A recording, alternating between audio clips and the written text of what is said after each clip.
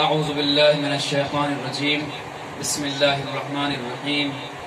ان اللہ وملائکتہ یصلون علی النبی یا ایھا الذین آمنوا صلوا علیہ وسلموا تسلیما اللہم صل علی محمد وآل محمد وعجل فرجہم واحشرنا معہم۔ روز انہدام جنت البقیع یہ تمام مسلمانان جہان کے لیے سیاہ دن ہے، خصوصاً اہل تشیع کے لیے بہت ہی غمناک المناک دن ہے۔ لہٰذا اس سلسلے میں ہماری قدیمی روایت یہ رہی ہے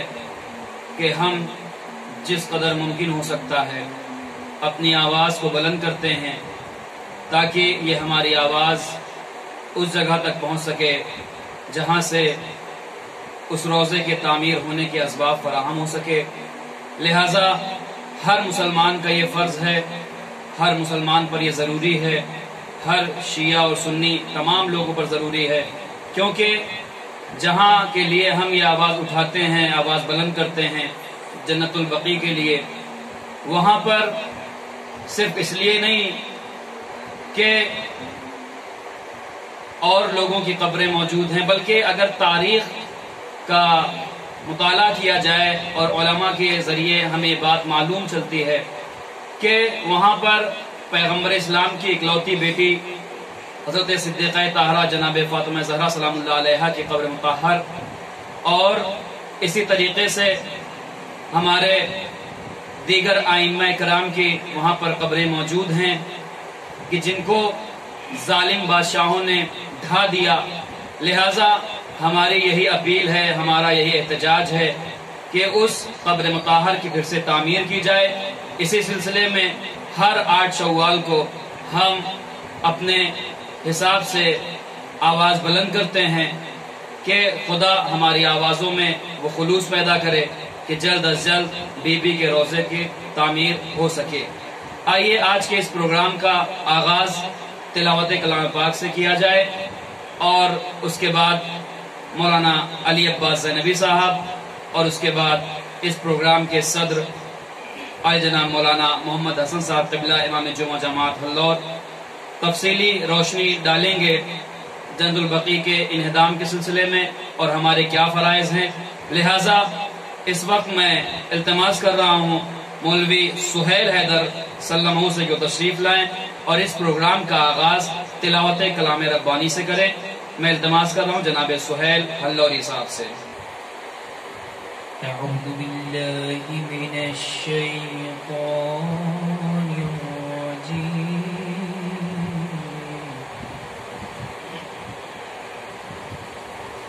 بسم اللہ الرحمن الرحیم،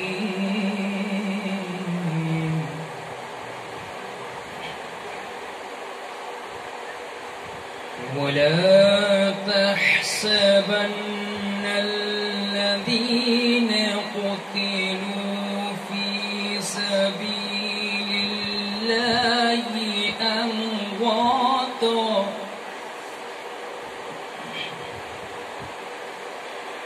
بل أحياء عند ربهم يرزقون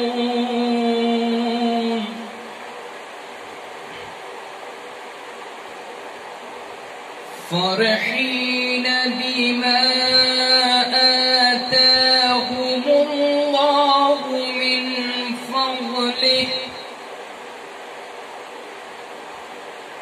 من فضله ويستبشرون بالذين لم يلحقوا بهم من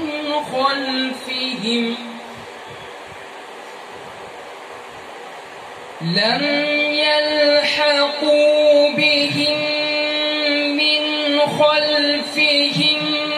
ألا خوف عليهم ولا هم يحزنون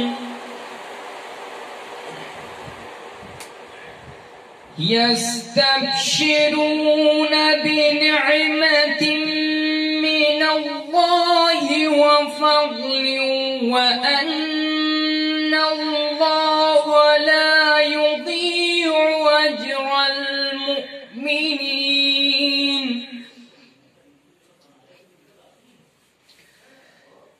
الذين استجابوا لله ورسوله من بعد ما أثابهم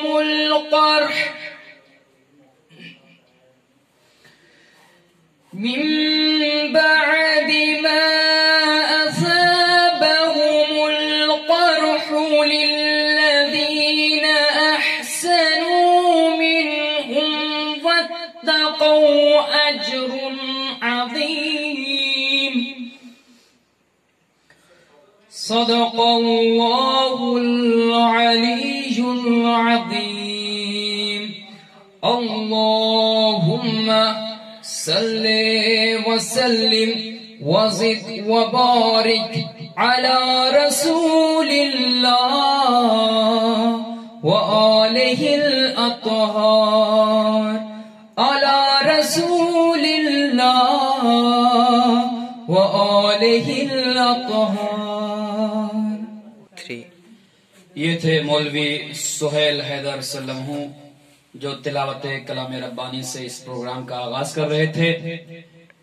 اب میں بڑے ادب و احترام سے التماس کر رہا ہوں عالی جناب مولانا علی عباس زینبی صاحب قبلہ سے کہ وہ جنت البقیع کے انعام اور ہمارے کیا فرائض ہیں اس پر روشنی ڈالنے کے لیے تشریف لائیں. ہمارے اور آپ کے سامنے مولانا علی عباس زینبی صاحب. اعوذ باللہ من الشیطان الرجیم بسم اللہ الرحمن الرحیم الحمد للہ رب العالمین والصلاة والسلام على محمد وآلہ الطاہرین اما بعد فقد قال النبی صلی اللہ علیہ وآلہ وسلم فاطمة بضعة منی. محترم ناظرین کرام، جیسا کہ آپ لوگوں کو معلوم ہے کہ 8 شوال عالم انسانیت کے لیے ایک سیاہ دن ہے، کیونکہ 8 شوال کو سقیفائی خیال کے لوگ جنہوں نے جنت البقیع میں بنے ہوئے مزارات مقدسہ کو منہدم کیا، وہ نبی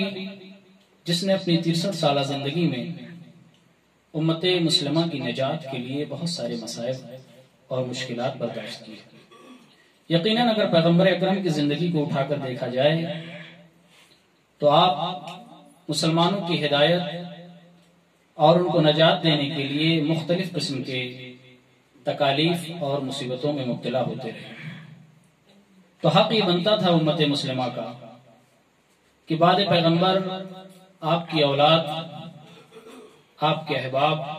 ان کے ساتھ گوشہ نرم رکھیں. لیکن تاریخ گواہ ہے کہ بعد رحلت پیغمبر آل محمد پر عجیب عجیب طرح سے ظلم اٹھائے گئے. کیا یہ ظلم کم نہ تھا کہ بعد پیغمبر آپ کی رحلت کی فوراً ہی بعد آپ کی سب سے چہیتی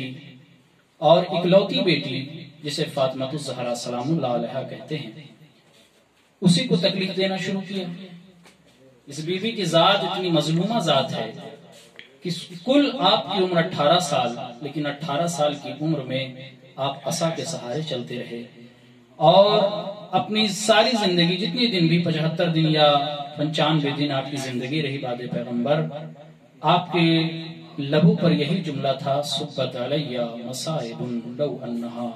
صبت علی الایام سرنا لیالی. اے میرے بابا، آپ کے بعد مجھ پر اتنی تکلیف اٹھائی گئے کہ اگر یہ دن روشن پہ پڑتے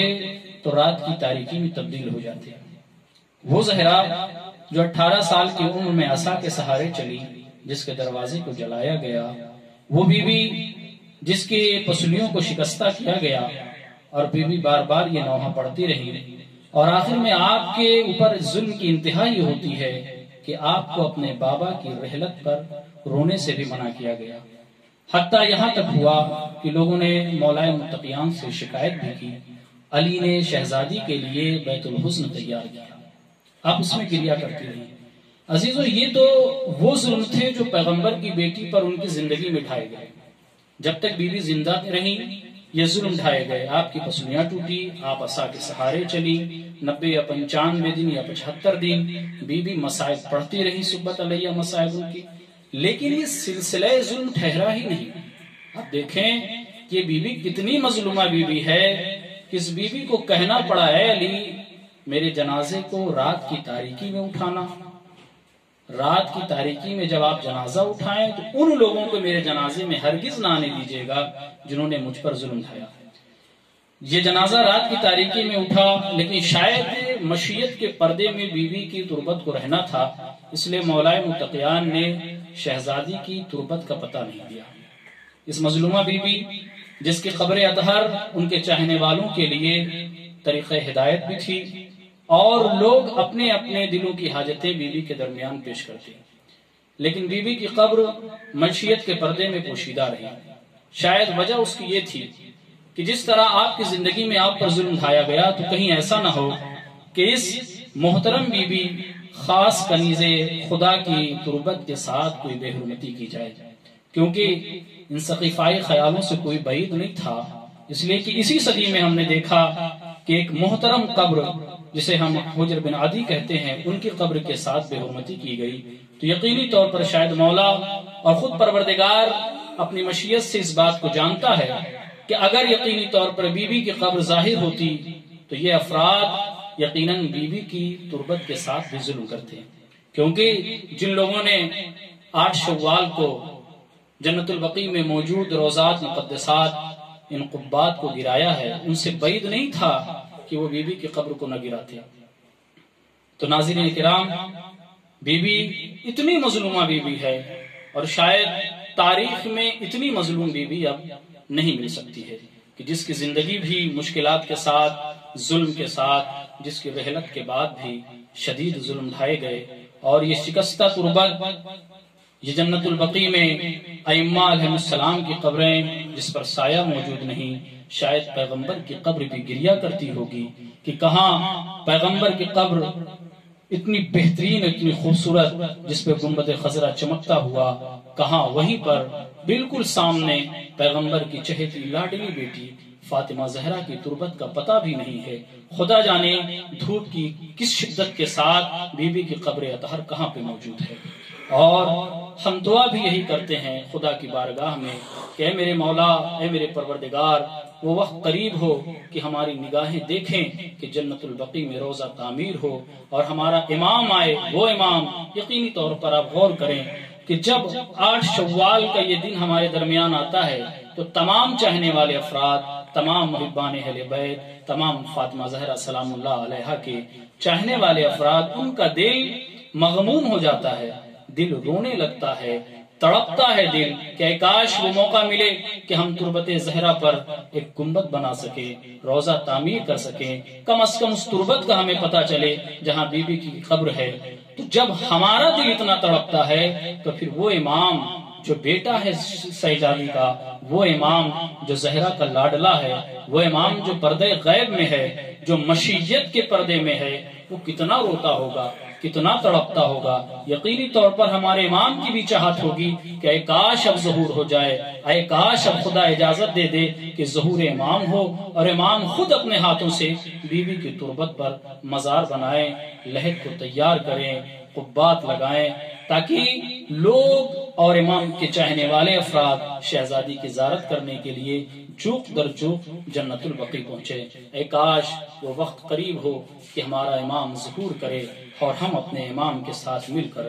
بیوی کی تربت پر ایک بہترین اور شاندار مزار کو تیار کریں۔ اے کاش وہ وقت قریب ہو کہ ہماری آنکھیں اس اجڑی ہوئی جنت کو ایک مہکتی ہوئی جنت میں تبدیل ہوتے ہوئے دیکھے۔ اے کاش وہ وقت قریب ہو کہ جب ہمارا امام ظہور کرے تو ہم اپنے امام کے ساتھ جنت البقیع میں اپنی شہزادی کو سلام کہہ کے کہ السلام علیک یا بنت رسول اللہ کہہ کے پکاریں، سلام کریں، دعا کریں امام کی بارگاہ میں، اللہ کی بارگاہ میں کہ اے میرے پروردگار، میرے امام کا ظہور ہو، میرا مولا مشیت کے پردے کو چاک کر کے آئے اور اپنے ساتھ اپنے چاہنے والوں کو لے کر जन्नतुल बकी की तामीर करें।